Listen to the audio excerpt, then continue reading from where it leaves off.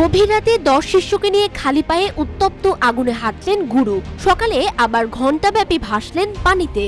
শত শত ভক্তবৃন্দ তাকিয়ে দেখলেন গুরু শিষ্যদের এই কীর্তি। প্রতি বছরই মাঘী পূর্ণিমার 7 দিন পরে এমন দৃশ্য দেখা যায় গোপালগঞ্জের কোটালীপাড়া উপজেলার তারাশী গ্রামের বেল্লাল ফকিরের বাড়িতে।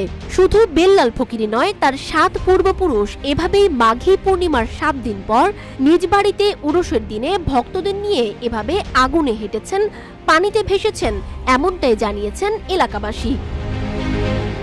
আমি বেল্লাল ফকিরের একজন ভক্ত। আমি ছোটবেলা থেকে আসি বা আগুনের ভিতর আমিও হাঁটি, আরও ভক্তবৃন্দ বাইরে আছে এরাও হাঁটে।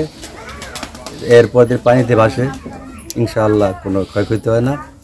আর সবাই এটা আশ্চর্য ব্যাপার ভাবে যে কেমন কিরামাতি আল্লাহর রহমতে। আমার সপরিবার আমি এখানে আসি এবং আমার ছেলে মেয়ে সবাইকে নিয়ে আসি।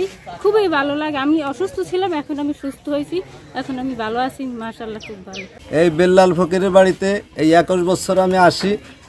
তার বেল্লাল ফকির তার ভক্তবৃন্দ নিয়ে আগুনের ভিতর দিয়ে হাঁটে, পানিতে ভাসে, আমরা দেখি। এর আগে সোমবার দিবাগত রাতে বেল্লাল ফকির তার 10 শিষ্যকে নিয়ে উত্তপ্ত আগুনের মধ্যে দিয়ে হাঁটেন। এই অগ্নিকুণ্ডলী তৈরিকে কেন্দ্র করে সন্ধ্যা থেকেই চলে নানা আয়োজন।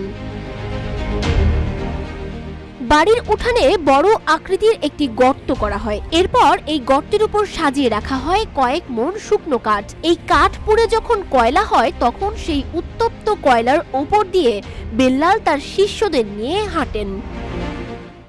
এখানে উরুস করি, তারপর এখানে ধামাইল করি, এটা আগুনে নামি। আমার পূর্বপুরুষের এই আগুনে নামতেছে 7 পুরুষ।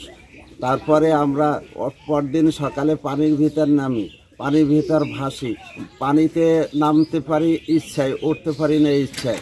এটা ঘন্টার পরে ঘন্টা পানির ভিতরে থাকি ভাসা। এদিকে উরস উপলক্ষে রাতে বেল্লাল ফকিরের বাড়িতে চলে বাউল ও পালা গান।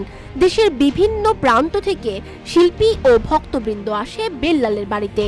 গান বাজনার সাথে রাত ভর চলে খানাপিনা।